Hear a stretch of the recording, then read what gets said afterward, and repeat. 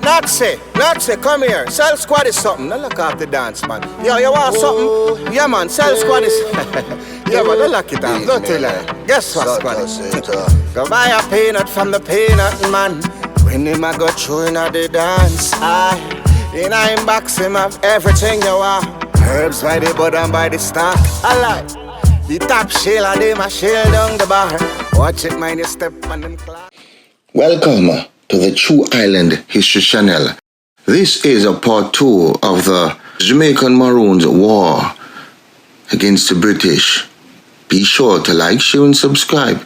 Press the notification bell so you do not miss another episode. And if you haven't already, please check out the remaining stories on our channel. I'm sure you will not be sorry.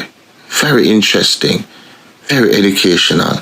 Things that were not taught in our schools, you can now learn, because without history, we as a people do not know where we're going on our future sojourn. Now in 1734, we continue. Nanny led the Maroons to victory against a party led by Captain Shuttlewood. A group of liberated Africans conquered an estate in St. George, including a fort and a barracks there.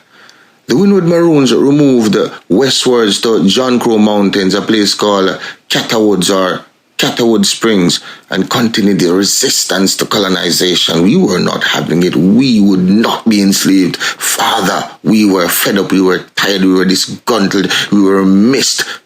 We fought for our freedom. And because of them, we can live free now in a democratic society. Thank you, guys. Thank you. And yet some of today's generation are fighting against each other. They do not respect the struggle. You know why? Because they were not taught in schools in depth. And although we say ignorance is bliss, trust me, what you don't know, you just don't know. So I am here, the guru, with the History Channel to teach you all that. Okay? Colonial Jamaica was counting the cost of continuing conflict. Very expensive for them. By the end of 1734, the island's white population had fallen to about 2,000. Sugar exports had fallen, and the island went through periods of martial law. In 1735, over 100 Maroon warriors led by Cudjo boldly conquered military barracks in western Jamaica. Asikoff died in the office, and John Gregory became the new governor. And he immediately had to tackle the same problem of the Maroon attack, which he did not want. In retaliation for the militia occupation of Nannytown, Windward Maroon warriors launched assaults on Titchfield Port in Port Antonio. Titchfield High School, anyone? Okay then. In 1736, Maroon on both sides of the island launched a number of incursions into planted territory. And in 1737, there were more Maroon attacks on estates in coastal islands than anywhere else. Gregory, he began to consider offering peace terms as a way of solving the crisis, because the British forces were unable to defeat them at all cost, while he authorized construction of barracks at Manchi O'Neill, Jamaica in Portland, Norman's Valley in St. James Parish, Jamaica, and at Bagnell's Thicket as well. However, the building of barracks were very expensive, and some planters refused to take part in funding it, claiming the Maroons never troubled them. Eventually, the arrival of Edward Trelawney resulted in peace becoming a real possibility after a decade of fighting. Now, I'm sure many of you are familiar with the word Trelawney, which is a parish in our country. Now, are you putting the puzzle together? Huh? I hope you are. Some things that are understood does not have to be explained. In 1739 to 1740, the British government in Jamaica recognized that it could not defeat the Maroons, so Trelawney offered them peace treaties instead. In 1739, the colonial militia signed the first treaty with the Leeward Maroons leader, Cudjo, who for years fought to maintain his people's independence. He felt that the only hope for our future was an honorable peace with the enemy. A year later, the Windward Maroons of Nannytown led by Queen Nanny and Kwaho, also agreed to sign a treaty under pressure from both Jamaicans and Leeward Maroons. The fighting was fierce and bloody, so the only solution for peace was through treaties. The peace treaties forced the Maroons to support the institution of slavery. Wow, I bet most of you guys never know that. Even though they gave us peace treaty, we were forced to support that which we were under oppression for and of. The success of Maroons in fighting the British to a standstill was felt far and wide, and over half a century later, the creator of Independent Haiti, Toussaint Louverture, remarked that in Jamaica, they are in the mountains, blacks will force the English to make treaties with them. Well, I am black like them, and I know how to make war. Now at first, the treaties only recognized Codger's Trelawney Town and Crawford Town. But after the destruction of Crawford Town in the 1750s, Maroons were located in 5 main towns: Accompong, Trelawney Town, Moortown, formerly known as New Nanny Town, Scotsall, Jamaica, and Charlestown. Jamaica, living under their own rulers and British supervisors known as superintendent.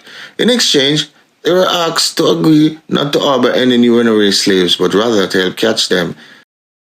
This last clause in the treaty caused a split between the Maroons and the rest of the black population, because the others were not having it like, no, it's all or nothing. Either we are all freed or we are all enslaved. But save some has to suffer. That's how they see it. Discontent with the treaty and land encroachment from the planters led to a second Maroon War. The Second Maroon War of 1795 to 1796 was an 8-month bloody conflict between Maroons of Codgertown, Trelawney, a Maroon settlement later renamed Governor Edward Trelawney at the end of the First Maroon War, located near Trelawney Parish, Jamaica and St. James, and the British colonials who controlled the island. The windward communities of Jamaica Maroons remained neutral during this rebellion, and their treaty with the British still remains a force. Accompong Town, however, they sided with the colonial militias and fought against Trelawney Town to the bitter end. The Maroons of Trelawney Town felt that they were being mistreated under the terms of Codger's Treaty of 1739, which ended the First Maroon War. They said, this is not fair. This is not fair. Same thing while we fought the First War, and this is what led to the Second War. The spark of the war was when 2 Maroons, one named Peter Campbell, white name. So, when we came here, they changed our name, most of us. They were found guilty of stealing 2 pigs by a court in Montego Bay. The court then ordered a black slave to flog the 2 Maroons. And that humiliation provoked outrage in Trelawney Town. For half a century, the Maroons had been hunting runaway slaves, and while Campbell was being whipped, other prisoner slaves jeered them. Can you believe that? How preposterous! How indignifying! How debilitating! We have come to the end of part 2 of the Maroon Wars in Jamaica. Join us for part 3, coming soon. Now, if you haven't already, please like, share, and subscribe. And do press that notification bell so you guys do not miss another story. And please leave a comment. Share your thoughts in the comment section as we strive to lift this channel, because the comments do help to boost our channel's algorithm. And do check out the True Island Stories channel, where we talk about today's curriculum, old-time gangsters, nowadays gangsters, many important topics, okay? So for now, stay tuned for part 3, coming soon on the True Island History channel. Have a wonderful day.